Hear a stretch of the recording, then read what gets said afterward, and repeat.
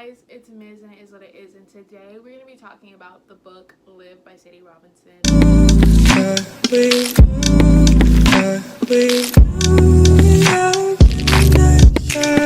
Let's get up close and personal about this book right here. This book has honestly changed my life.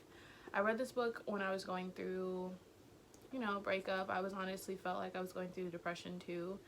I was super anxious. I didn't want to get out of bed. I was just struggling a lot, and this book really helped me. It was a time that I was like, okay, this was actually a time when I was taking a 30-day social media fast, and this really just helped me. I got so excited. I was like, yes, I get to sit down and read my book. I would sit in front of my closet, have my phone off, and just read. And I would read out loud, or I would just read in my head, and it just was so good. It was so refreshing. I just was like, yes, like, she's so right. Like, why didn't I think about that? Like, she's so right. Like, I just kept saying, like, she's so right. Like, have you heard her podcast where she says, whoa, that's good? That's exactly how I felt every single time I read a sentence in this book. Whoa, that's good. Oh, man, I wish I could find it. But something along the lines, like, if you feel those type of things, do you really have faith? And that really got me out of the bed that day. Like, I was so sad. I was just in my feelings. I was just like, I want to be sad. I just want to sit here and like cry and be miserable and sad, all this stuff. And then part of the book was talking about faith and how if you're feeling those things, like, where's your faith? Because if you had faith, you wouldn't be feeling those things. You would be up and at them. You'd be cheerful. You'd be running out the door. You would be doing everything you could to honestly live your best life. Or not even your best life, but a life that honors God. And I just was like, me sitting here being sad when he's conquered everything that I once prayed for, and I'm like sitting here in wallow and pity. Like, it just was like, okay, like, get up, get dressed. And I went to church that night, and let me tell you, the service was so good. It was during the Rush of Hope with Harvest Church, and I saw one of my friends that I met off Instagram, and I was gonna watch in the car, but something told me, hey, go turn around and go say hi to her. And then we ended up taking a group picture. They invited me out to dinner, and it was just like, imagine if I didn't go out that night. Imagine if I didn't read that book, that line, and I didn't switch my mindset and get out the house. Like, none of that would have happened. None of those friendships would have flourished. From a 5-year-old and an 85-year-old. So the first thing I highlighted was, the first thing she talked about is living in the moment. Everything that you do in this life, are you living in the moment, or are you thinking about, okay, like, I'm hanging out with my friends, but like, oh, I have school tomorrow, I have class tomorrow, oh, I'm supposed to be cleaning my room, blah, blah, blah. Are you truly living in the moment? Are you taking in what they're saying? Are you enjoying the view? Are you enjoying the conversation that's being had right now? Enjoy and live in the moment right now. Like, you will never get this moment ever again. Have you ever seen that TikTok when it talks about, how do you know when you're in the good old days? Don't even think about when and was the good old days. Sorry, that was such a tongue twister. Worry about living in the moment right now, because when you're able to live in the moment right now, every day is a good old day. Okay, so that's a little advice I gotta say on that. I love how she talks about the words of life and the words of death in this book. Because I know there's sometimes when we think about things in the Bible, I'm like, I wish someone could explain that to me better, or like, can someone go into detail a little bit better? And so she did a great and phenomenal job on this. So I'm just going to list a few things that she said. The words of life are rooted in knowing you're accepted just the way you are. The words of death come from feeling rejected. The words of life are rooted in a positive attitude. The words of death come from a negative outlook. The words are rooted in caring about others, and the words of death come from focusing on yourself. And it was just really a good reminder, like, am I making sure my words are rooted in a place of security? They make you feel loved, a feeling of content. Are my words that I'm speaking, are they confident? Are they knowing? Do they bring peace? Is it from a positive attitude? Does it show that I'm caring? Like, if I don't speak those things, like, I am definitely not speaking life over anyone, or even over myself. I'm definitely speaking death, because we definitely do have the power in our tongue. So this chapter is talking about having fun. And one of the things I highlighted was, to have a kingdom mindset, we have to have faith and surrender the idea of our own goal, our own dream, our own heroic act, and say, God, I believe that whatever you say is not only good enough for me, but it is actually the perfect thing for my life. and those around me, and it is going to bless more people than anything I could have ever thought of myself. And just reading that right now, like, makes my heart just like burst of happiness, just because like that's such a good reminder to have, that I want to surrender everything that I have on my own understanding, and I want to allow God to be in the midst of everything that I do, be a huge part of my goals, my dreams, what I do, my aspirations. And you know, I feel like in 2020, I remember just was like, I just don't want to do this life on my own. Like, I have plenty of free time to like actually grow my relationship with God. You know, even when you're busy, like, still make time for a relationship with God. But for me, I wasn't walking with the Lord. I grew up in a Christian household, but I just kind of like fell off when I got into my relationship. And yeah, we have page 178, and this part that I highlighted is, if you believe you belong in a certain space, you will most likely become what is expected of you. Hold on, let me read that again. If you believe you belong in a certain space, you will likely become what is expected of you. But with one touch of hope, your life can be changed. And this refers to one of her sentences. When we left the river that day, my brother John Luke also said, something I will never forget. If you grew up living in trash, he reflected, it would be hard to begin to believe you were not trash. And once I prepared a message called Belong, Believe, Become, almost preached those 3 verbs in order until I became aware of the stories like Ariana's. So reading that, it just reminds me that I do belong. Sometimes I feel like I don't belong in certain situations. Sometimes I feel like I don't belong as a content creator. Sometimes I don't feel like I belong as a YouTuber. But once you switch your mindset to believe that whatever you put your mind to and you believe it, you can become. And I'm not saying like, oh, like, let's manifest this. Like, I used to do law of attraction manifestation, so I definitely know. I used to like, we're not even get into that, but if you guys want a story about my like law of attraction new age stories, I would love to get into that. But knowing that I belong, that like God put these desires in my heart. Okay, he put these desires in my heart. I definitely just like, I just have to believe that they're meant for me, because sometimes I'm like, I don't feel qualified, but God always qualifies the unqualified. And sometimes I'm like, I don't belong, but like, it doesn't make sense. Like, if we're just like dissecting this, you think, okay, I don't belong here, but why would God like allow me to be invited? Like, why would God allow me to be friends with these people? But I keep telling myself I don't belong. Like, you need to make it make sense. Like, now that I'm thinking about it, I'm like, there's plenty of times when I'm like, I feel like I don't belong, but it's like, I've known these people for like months, and like, they know my history, my past. I definitely do belong. So something inside of, like, something in my mind and my heart is making me feel like I don't belong. And I feel like you believe that you don't belong because you believe the lies of the enemy.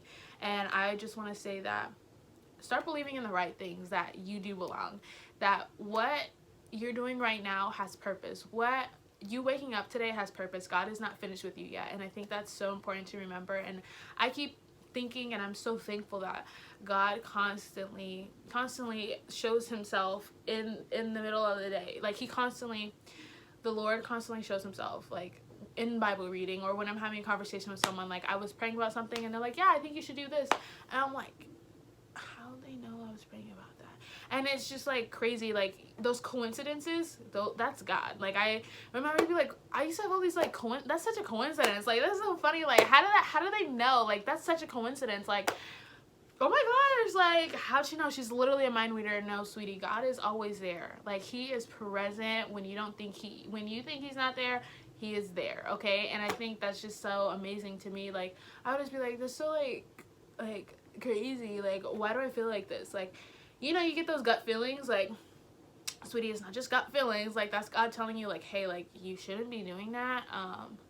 This relationship isn't for you anymore. Like, you keep praying about the same thing and you keep feeling the same feeling. Like, that's God pressing on your heart. That's God saying, like, this is either for you or not for you. And even when you don't hear God say it, like, when you constantly pray about something and you don't hear an answer from God, that's also God telling you, like, no. Because I remember plenty of times, like, God, can you, like, please give me a sign about this? Like, I feel like this is it. And, like, silence. And that's also an answer too. So I just think, hey, like, what you believe is what you become. So make sure you believe stuff that's part of the Bible. Believe stuff that is rooted in truth. So that was a little tangent, but oh well. Then is 150. And you can see right here. I'm gonna go over this. It says original. So that's like kind of her brand, where it says present or existing from the beginning, first or earlier. 2, created personally by a specific artist, not a copy. And something that I highlighted on this page was, we are all created in the image of God, Genesis 1:27. Sorry, my nose. We are his own masterpieces. I really want you to understand what the word original means and how it applies to compassion. You're not a copy. We're created to live in community with other people. They are intended to bless us as we are intended to bless them. And going back on the topic of original, it's super encouraging to know that we're all made in God's masterpiece. Another song I really love is by Tori Kelly, and it's called Masterpiece. You guys should definitely hear that. That's like my hype song. That's like gets me pumped, like my confident booster.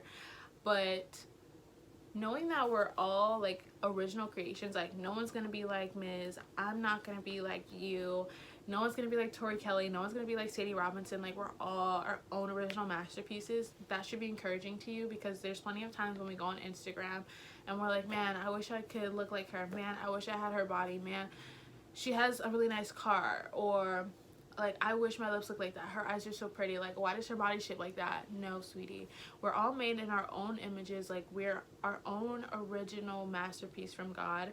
Or we're God's own masterpiece. Sorry, I said that incorrectly.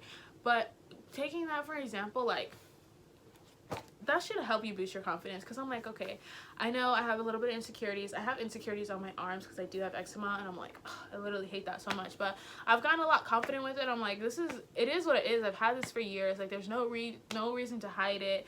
Of course I take care of it, but it's gonna happen in its own time. And I definitely, no one's gonna have that. No one's gonna have my face. No one's gonna have my eyebrows. No one's gonna have my smile. No one's gonna have my body. No one's gonna have my nails. No one's gonna have my toes. Nobody's gonna have my thighs, my stretch marks. All these things are part of your body, and that makes you your own original work of art. And that should be something that you should really like get excited about, because knowing that no one's ever gonna look like me, that's a blessing. No one is ever gonna take away the things that I love about myself. I love about my smile. I love my cheeks. I love my glow. I love all these things about myself. And just constantly remind yourself, like, I am made in the image of God. And just like, that just gets me so excited. Like, I can't put it into words. Like, that's so exciting. Like, it's helping me right now, because like, okay, like, I'm my own, like, we're our own original work of art. Like, no one is ever gonna look like this. We're not copies of someone else.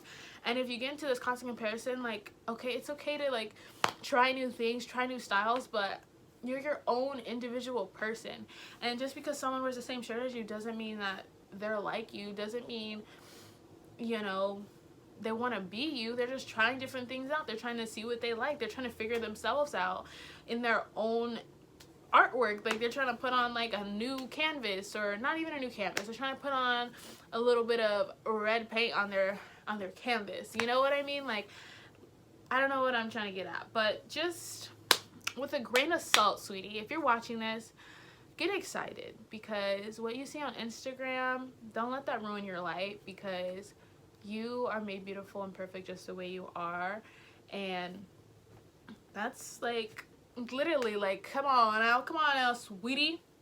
You can literally switch up your look any way you want. You can get a purple wig, a red wig, you can get nails, no nails, you can try new outfits, you can be an e-girl, you can be wear grungy clothes, you can wear black, you can wear nudes, like, not like taking nudes, like, you can wear like nude tones, like browns and like different shades like that.